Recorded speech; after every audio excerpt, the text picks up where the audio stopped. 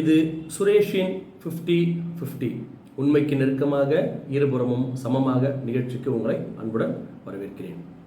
நம்ம கடந்த ஒரு 10 நாளாக சுனிதா வில்லியம்ஸ் அப்படின்ற ஒரு பேரை நம்ம திரும்ப திரும்ப கேட்டுகிட்டே இருக்கிறோம். எங்கே பார்த்தாலும் சுனிதா வில்லியம்ஸ் சம்மந்தப்பட்ட ஒரு பேச்சுவார்த்தை நம்ம காதில் கண்டிப்பாக பட்டிருக்கோம்.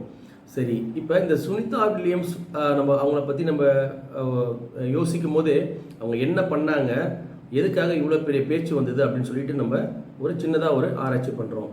அப்படி பண்ணும் பொழுது நமக்கு கிடைத்த சில விஷயங்கள் சுவாரஸ்யமான பல விஷயங்கள் அதுலேருந்து கிடைச்சிருக்கு. சரி, அதை நம்ம உங்கள்கிட்ட பகிர்ந்துக்கலாம்னு சொல்லிட்டு இந்த காணொலி. இது ஒரே ஒரு 6 நிமிஷத்தில் இதை அடக்க முடியாது.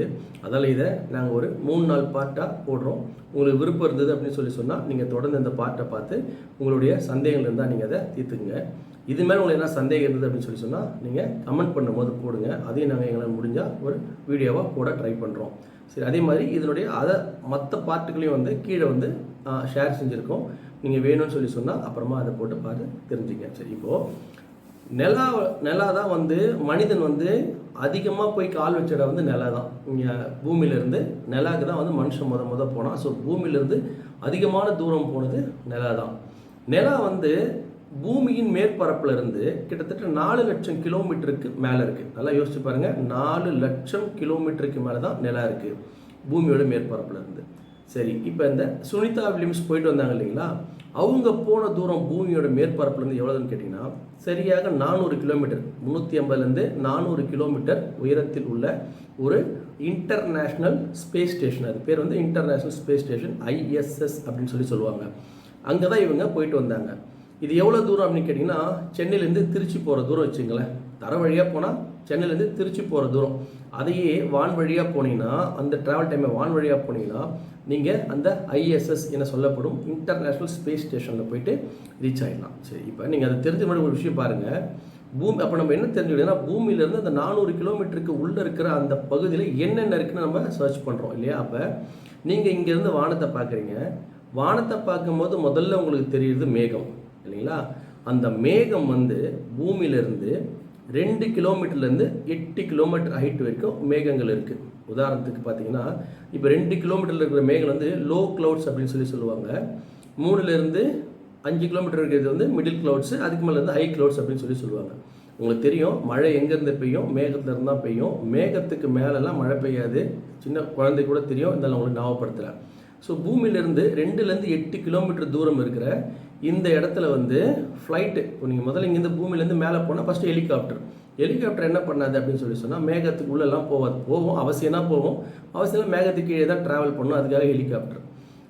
விமானம் எதுக்கு அப்படின்னு சொன்னீங்கன்னா மேகத்துக்கு மேலே பறக்கும். மேகத்துக்கு மேலே அப்படின்னு சொன்னால் நல்லா புரிஞ்சுங்க, பூமியினுடைய சீதோஷ்ண நிலை பூமியிலிருந்து 12 கிலோமீட்டர் ஹைட் வரைக்கும் தான் இருக்கும்.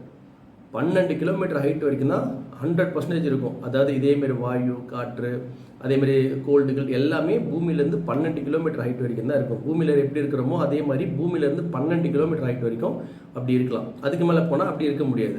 இப்போ ஃப்ளைட் என்ன ஆகுது, விமானங்கள் எப்படி பறக்குதுன்னா அந்த மேகத்துக்கு மேலே இருக்கிற 8 கிலோமீட்டர்லேருந்து 12 கிலோமீட்டர் உயரத்துக்கே தான் பறக்கும். 12 கிலோமீட்டருக்கு மேலே போகாது. இறங்கும் போது தான் முடிஞ்சாலும் 8 கிலோமீட்டர் கீழே வரும். அவசியம் ஏற்பட்டால் மேகங்கள் நடுவில் போகும். ஏன்னா தெரியாமல் போகிறதா இருந்தால் மேகங்கள் நடுவில் போகும். எதிரி விமானம் தெரியக்கூடாதுன்னு சொன்னாங்க. ஆனால் இதனுடைய ப்ராப்பராக போகிறதா இருந்தால் 8 கிலோமீட்டர்லேருந்து 12 கிலோமீட்டர் உயரத்துக்கே அந்த விமானம் பறந்து கொண்டு இருக்கும். சரி, இப்போ பாருங்கள், பூமியிலேருந்து 12 கிலோமீட்டர் வரைக்கும் பூமியுடைய சீதோஷ்ண நிலை இருக்குது. அப்போ விமானில் பறக்கும் போது அவங்களுக்கு ஒன்றும் பிரச்சனை இருக்காது, அது மட்டும் போவாங்க. இப்போ 12 கிலோமீட்டர்லேருந்து 50 கிலோமீட்டர் வரைக்கும் அதுவும் பூமியோட மேற்பரப்பு தான். ஆனால் இதில் இருக்கிற அதே சீதோஷ்ண நிலை அங்கே இருக்குமான்னு நம்மளுக்கு நம்பிக்கையாக சொல்ல முடியாது. ஒரு இடத்துல இருக்கும், ஒரு இடத்துல இல்லாமல் போவோம். பூமியுடைய சீதோஷ்ண 12 கிலோமீட்டர் வரைக்கும் இருக்கும். 12லேருந்து 50 கிலோமீட்டர் வரைக்கும் அதனுடைய சீதோஷ்ண நிலை மாறுபடும். எல்லா இடத்துலையும் இருக்குன்னு சொல்ல முடியாது, இல்லைன்னா சொல்ல முடியாது. பட் டேஞ்சர் 12லேருந்து 50 கிலோமீட்டர் போகிற வரைக்கும். அந்த 50 கிலோமீட்டர் ஹைட்டில் தான் ஓசோன் லேயர் இருக்குது. இப்போ அந்த ஓசோன் லேயர் அப்படின்னு சொன்னால் என்ன உங்களுக்கு எல்லாருக்குமே தெரியும். இருந்தாலும் இதெல்லாம் சின்ன சின்ன விஷயங்கள் நம்ம தெரிஞ்சுக்கும் போது நம்ம கோர்வையாக தெரிஞ்சுக்கலாமேன்னு சொல்கிறது. ஸோ பூமியோட 30லேருந்து 50 கிலோமீட்டர் வரைக்கும் அந்த டிஸ்டன்ஸ் லேயர் இருக்கும். லேயர்னால் சும்மா நீங்கள் மெல்லிஸாக ஒரு இதுவாக நினச்சிக்காதீங்க. அது ஒரு தடியமான ஒரு கிலோமீட்டர் கணக்கு இருக்கக்கூடிய ஒரு லேயர் தான்.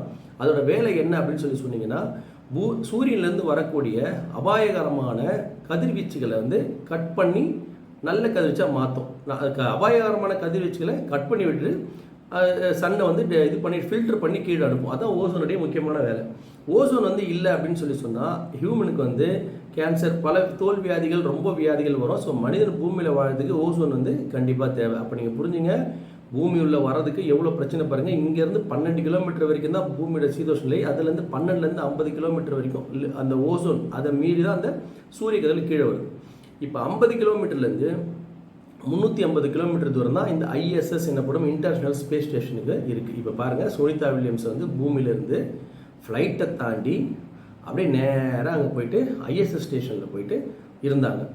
இதுக்கு முன்னாடி இருந்திருக்கிறாங்களா அப்படின்னும் போது நம்ம இப்போ அடுத்து நம்ம தெரிஞ்சுக்க வேண்டியது ஐஎஸ்எஸ் ஸ்டேஷன் தான். அதாவது ஐஎஸ்எஸ் இன்டர்நேஷனல் ஸ்பேஸ் ஸ்டேஷனாக என்ன நம்ம தெரிஞ்சுக்க வேண்டியது அடுத்த நம்ம தெரிஞ்சுப்போம். இப்போ சுனிதா வில்லியம்ஸ் இங்கேருந்து அங்கே போனது தான் அவங்க செஞ்ச முதல் விஷயம். இந்த மாதிரி பல பேர் போயிட்டு வந்திருக்கிறாங்க. மொத்தம் 72 டைம் இந்த மாதிரி பூமியிலேருந்து அந்த இன்டர்நேஷனல் ஸ்பேஸ் ஸ்டேஷன் போயிருக்கிறாங்க. ஸோ இன்டர்நேஷனல் ஸ்பேஸ் ஸ்டேஷனை பற்றி நம்ம முழுசாக அடுத்த வீடியோவில் தெரிஞ்சுப்போம். நன்றி.